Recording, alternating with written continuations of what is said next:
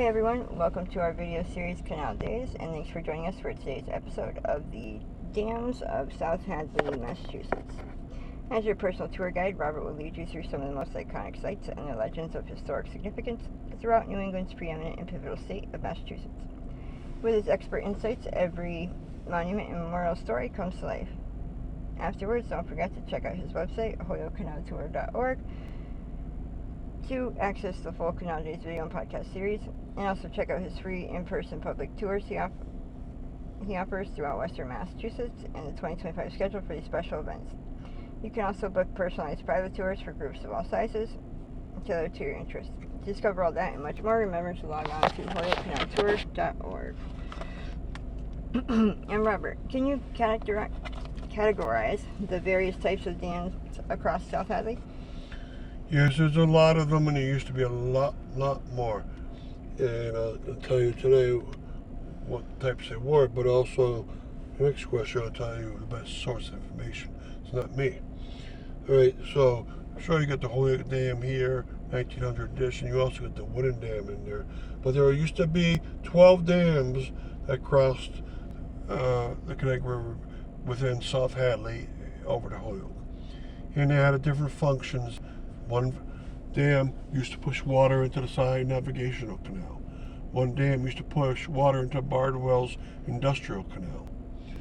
One dam used to be one made by Native American fishermen.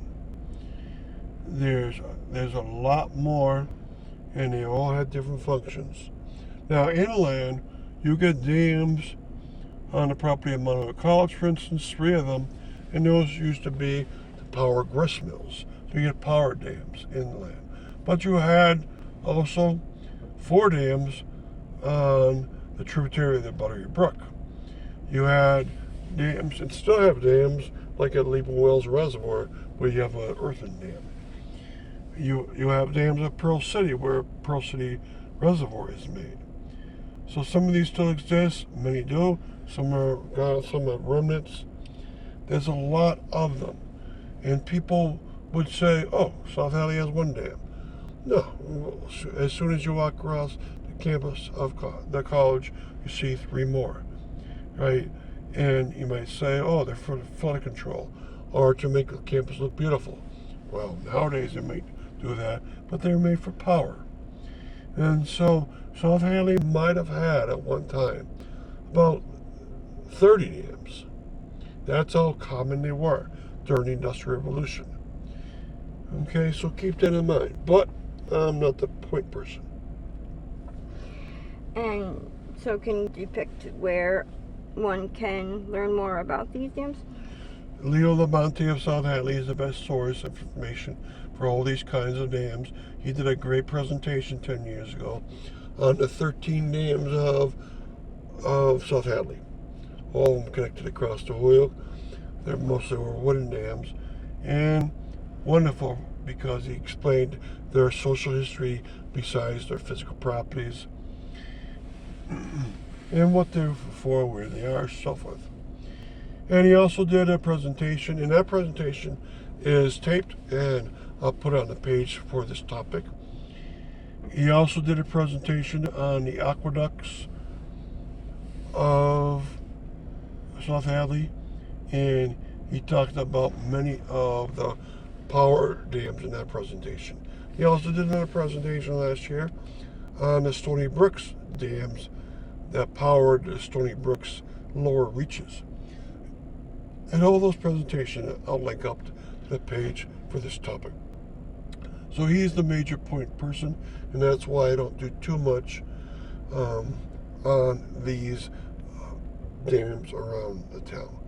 But watch his work, read about his work, get onto his Facebook site and learn a lot more. But what we're going to do right now is go down to the biggest one of them. And that means we're going down to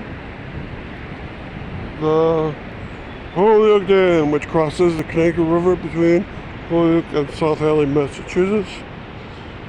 And this, in extent, was the 12th of the 12 dams. Chronologically, it was also the 12th of the 12 dams.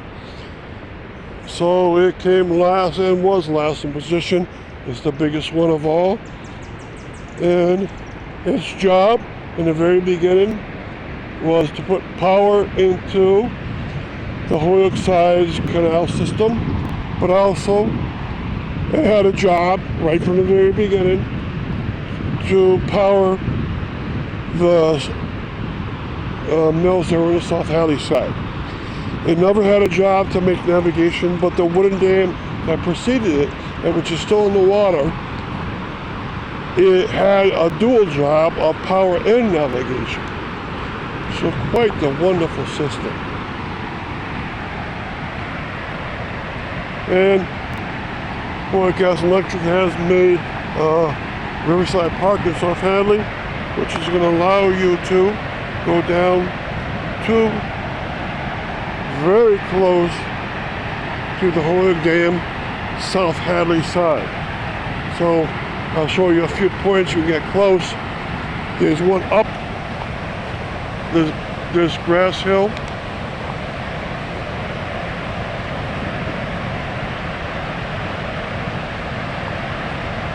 And there's one through the middle here. And there's one right along the river.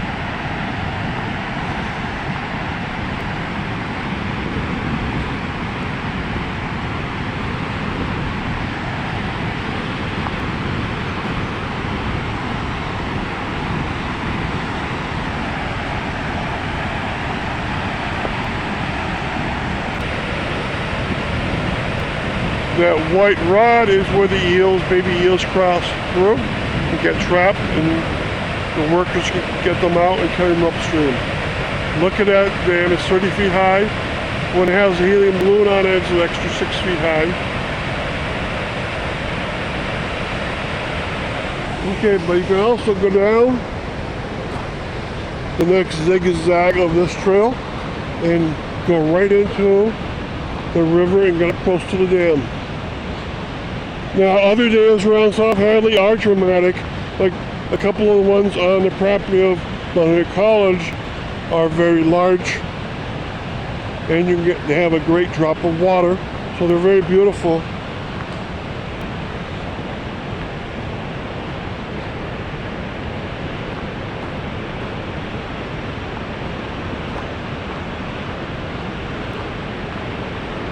You might not know it, but when you're driving over Route 202 near the Leeple Wells Reservoir, you're driving right on the top of an earthen dam called Leeple Well Dam.